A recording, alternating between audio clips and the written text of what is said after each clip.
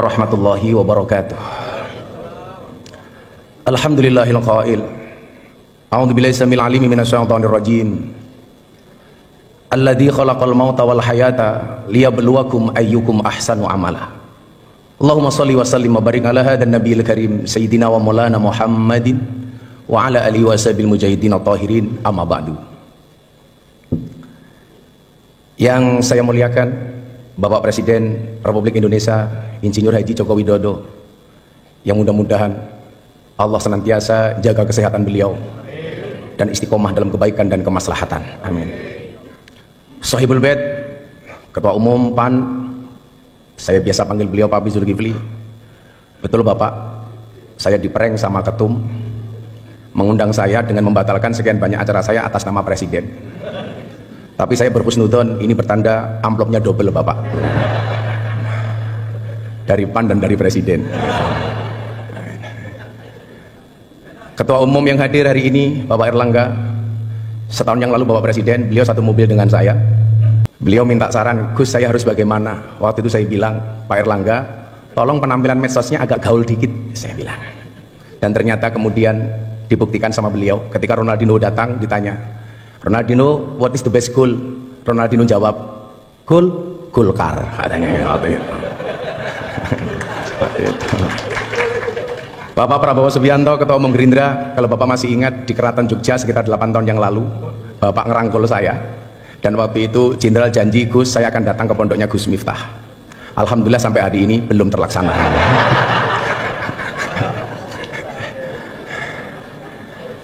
Ketua Umum PKB senior saya santri, dari saya kenal beliau dari Cak Imin, kemudian Gus Ami, sampai menjadi Gus Muhaimin.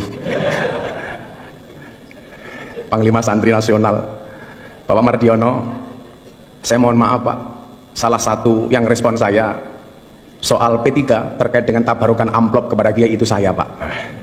Mungkin karena respon saya itulah yang menghantarkan Pak Mardiono jadi Ketua Umum Pak. Serta para senior dan sahabat saya Pak Abdul Mukti, ini kebetulan Pak Presiden saya sama beliau sama-sama prof. Kalau Pak Mukti profesor, kebetulan saya provokator, yang selalu memberikan kontra narasi terhadap pihak-pihak yang menyerang pemerintah tanpa data yang tepat.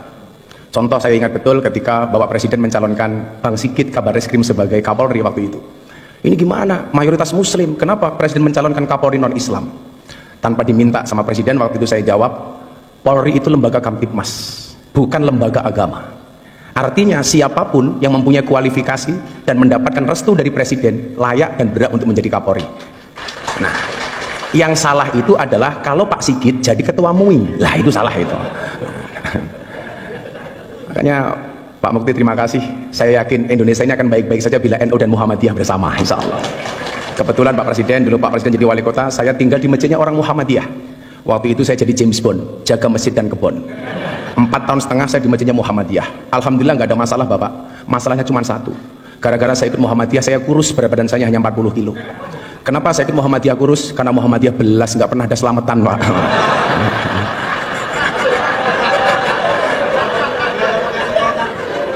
Akhirnya setelah saya kembali ke masjidnya orang NU, saya gemuk Pak. Waktu itu berat badan saya hampir 100 kilo. Kenapa jadi orang NU gemuk Pak? Karena orang NU dikit-dikit makan. Yasinan makan, tahlilan makan, sholawatan makan, tetangganya sakit minta didoakan makan, yang sakit mati makan lagi Pak, itu 7 hari gitu. Mungkin pertanyaannya begini, kan katanya Pak Jokowi NU, kenapa kok kurus? Nah, gitu. Kira-kira jawabannya adalah karena Pak Jokowi NU tapi bersimpati dengan Muhammadiyah.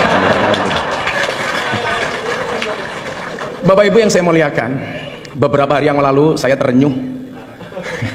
Ya, yang berani undang saya PAN Pak. Ya. Kalau PKB selalu bilang Gus kemahalan kan.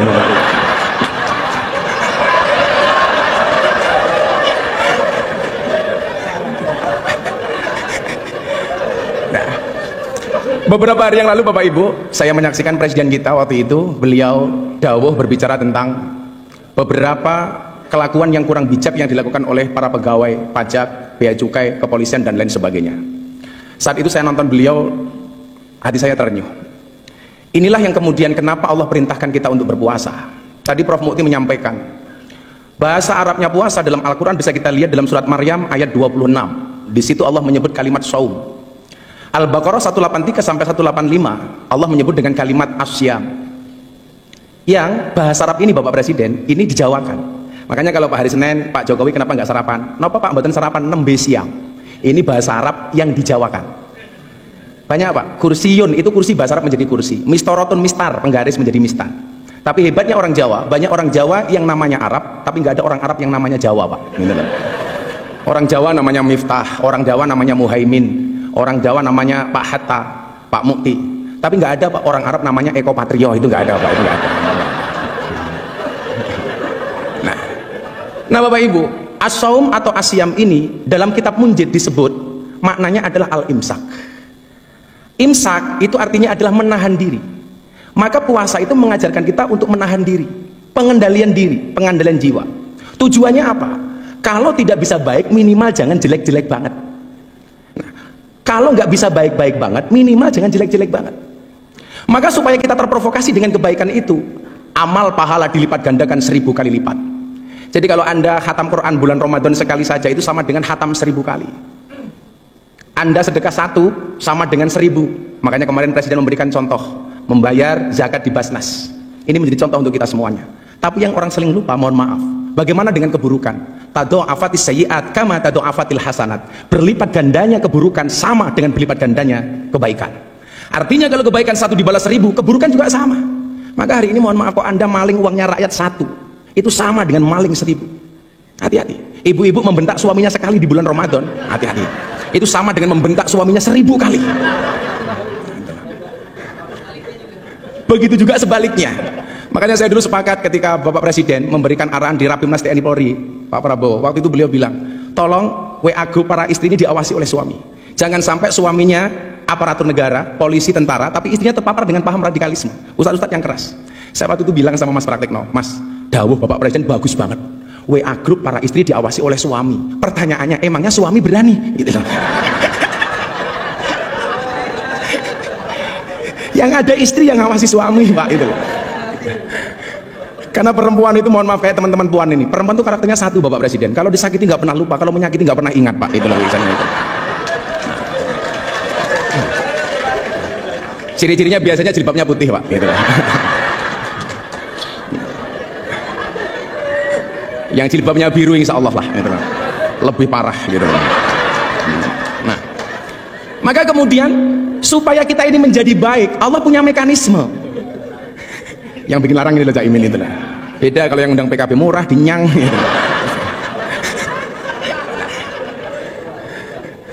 Mekanismenya kenapa kok harus berpuasa Bapak Ibu? Ini karena waktu saya pendek. Nanti kalau Bapak Presiden menghendaki panjang silahkan dipanggil ke istana Bapak. Nah, pertanyaannya kenapa kok harus puasa? Bapak Ibu, manusia itu produk terakhir. Sebelum menciptakan manusia, Allah sudah menciptakan malaikat.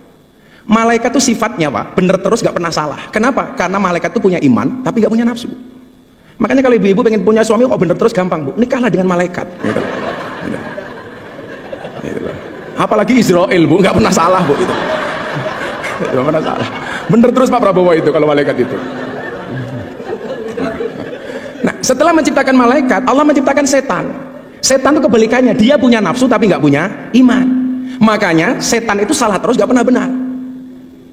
Setelah menciptakan setan dan malaikat, Allah menciptakan hewan. Hewan itu kalau dalam bahasa kitab kuning, yang tadi Pak Mukti bilang, itu tadi beliau bilang Pak Presiden, bedanya NU dan Muhammadiyah. Kalau NU Gus, kalau Muhammadiyah guys. Hai guys.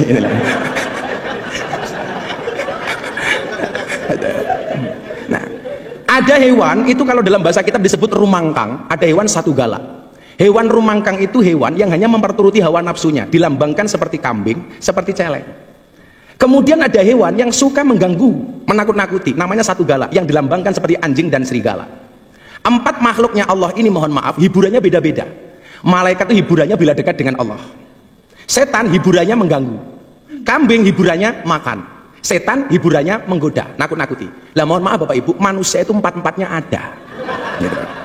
Jadi manusia itu ya ada malaikatnya, ada setannya, ada anjingnya, ada kambingnya. Jadi kok ada kok orang baik banget. Wah, ini COVID di Indonesia penyelesaiannya kok pertama kali terhebat. Siapa presidennya? Pak Jokowi. Oh, ini bukan manusia tapi malaikat. Lah, itulah. Seolah-olah seperti itu. Kok ada orang kok sukanya ganggu tok. Kita dengan gampang mengatakan, oh setan ini gitu. Kok ada orang sukanya hanya nakut-nakuti, dikira dengan gampang mengatakan ini kok kayak anjing. Tapi sebaliknya, orang kok yang dipikir cuma makanan tok, itu berarti kelasnya kayak kambing. Pagi nasi goreng, siang pecel, sore soto, malam masih Indomie lah. Wedus gitu kan itu. Lah. Lah mohon maaf Bapak Presiden. Orang itu kenapa berpuasa? Dipola seperti malaikat. Karena besok itu orang masuk surga itu sifatnya kayak malaikat. Malaikat itu nggak makan, nggak minum, nggak kumpul. Maka bulan Ramadan ini manusia dibuat seolah-olah seperti malaikat. Ada makanan nggak boleh makan, ada minuman nggak bisa minum, ada istri nggak boleh kumpul. Kenapa? Supaya kita mendekati sifat malaikat yang akhirnya pantas untuk masuk surga.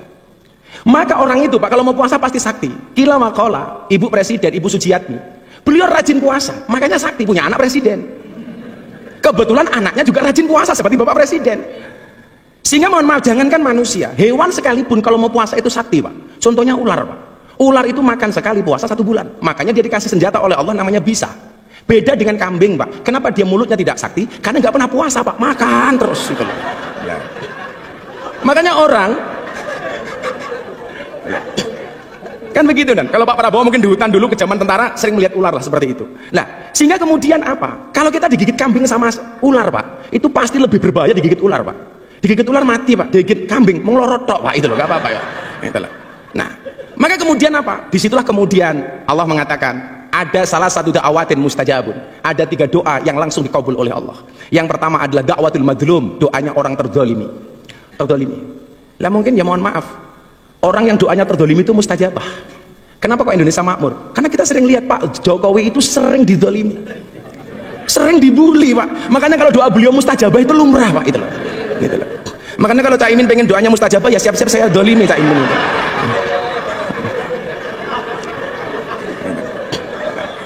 Kemudian yang kedua adalah doa orang tua kepada anak. Ini langsung istijabah oleh Allah.